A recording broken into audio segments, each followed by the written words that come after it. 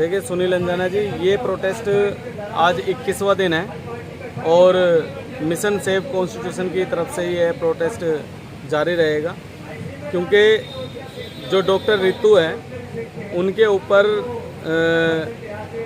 35 students, Daulat Ram की जो principal है उन्होंने 35 बच्चों से साइन कराए कि ये डॉक्टर रितु मैम जो है ये अच्छा नहीं पढ़ाती है और इनकी वजह से हम जो है कमज़ोर हो रहे हैं पढ़ाई में और फेल भी हो सकते हैं। और जब जांच का विषय आया, पुलिस ने अच्छे से जांच की, क्योंकि इसमें जो वकील है हमारे एडवोकेट महमूद प्राचा सर सुप्रीम कोर्ट के सीनियर लॉयर हैं, जब उनके पास में केस आया तो उन्होंने चार्जशीट के अंदर जब जांच करवाई तो सामने ये आया कि जो 35 स्टूडेंट सविता रॉय जो प्रिंसिपल ने बताए थे वो उनकी क्लास के ही नहीं बल्कि पूरे कॉलेज में ही नहीं है।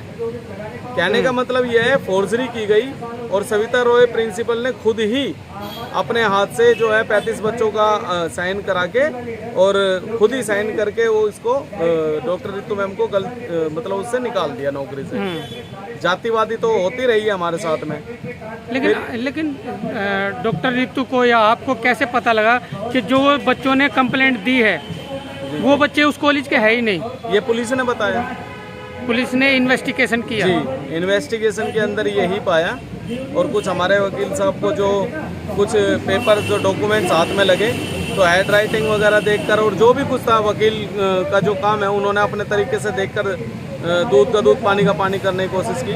फिर बात ये आती है कि डॉक्टर रितु की 1.5 साल बाद एफआईआर दर्ज की गई, वो भी एडवोकेट महमूद प्राचा सर मिशन सेव कॉन्स्टिट्यूशन के पास में डॉक्टर रितु मैम आई, इनका केस लिया, तब ये एफआईआर दर्ज हुई, नहीं तो ये तो एफआईआर दर्ज भी नहीं हो रही थी इनके ऊपर। शेर सिंह वाल्मीकि का परिवार भी यहाँ बैठा है, तो अभी तक जो अस्थियाँ जो है वो लेकर बैठे कम से कम 2 साल हो चुके हैं।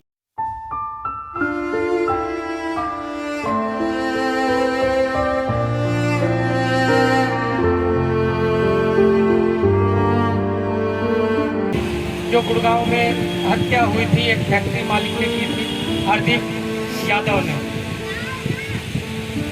तो उसका एक केस है।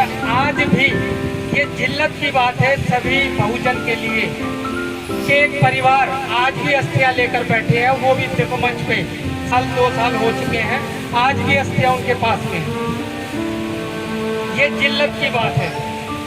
देखिए शेर सिंह का परिवार तो अभी एससी कमीशन में बैठने वाला था धरने पर, लेकिन मिशन सेव कॉन्स्टिट्यूशन का मैं भी एक छोटा सा एक पार्ट हूँ, हरियाणा से कॉन्वेनर हूँ।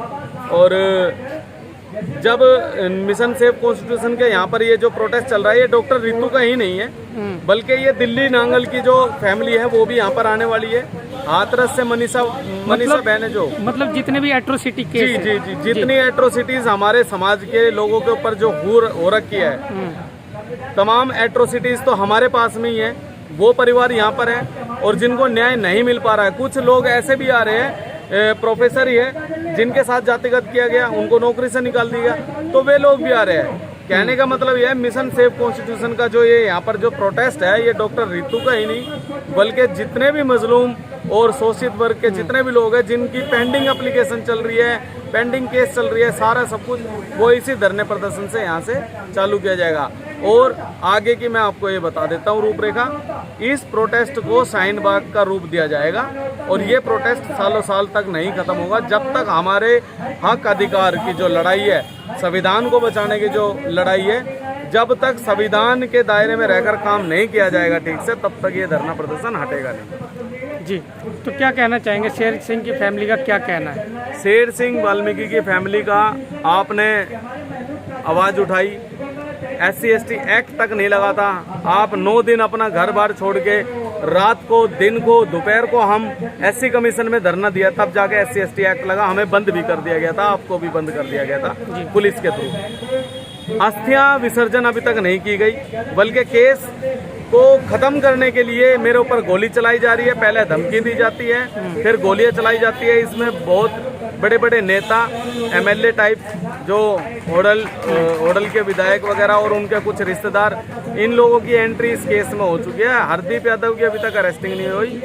ACP ने जो दबाव बनाया था उनकी तमाम रिकॉर्डिंग वगैरह सबूत हमारे पास में है, लेकिन अभी तक कोई कार्रवाई की नहीं गई इस केस के अंदर। और अभी ये प्रदर्शन में बैठे हुए हैं और हम एससी कमीशन में भी अभी ये जो प्रोटेस्ट है ना यहाँ से जाने वाला है, अभी हम एससी कमीशन का भी घेराव करेंगे, क्योंकि एससी कमीशन का सिर्फ और सिर्फ इतना ही कर्तव्य नहीं है कि वो एफआईआर करवा के ही सीमित रहे। एससी कमीशन का जब गठन किया गया था तो कुछ शर्तें और मूवमेंट को नजर में रखे, पूरे मूवमेंट को नजर में रखे, और ये जब मामला इनके अधिकार में हक में आ जाता है या इनके संज्ञान में आता है एससी कमीशन के, तो एससी कमीशन की ड्यूटी बनती है कि डे 1 से और जब तक न्याय नहीं मिल पाया हो ठीक से, अगर कोर्ट भी अगर गलती करता है तो एससी कमीशन को सुप्रीम कोर्ट के जितनी पावर दी गई है, अगर कोर्ट भी अगर उस गलत फैसला सुनाता है तो एससी कमीशन अपने तरीके से उसको रीओपन करा सकती है केस को और उसमें न्याय तक दिलवा सकती है। लेकिन इस केस में क्या,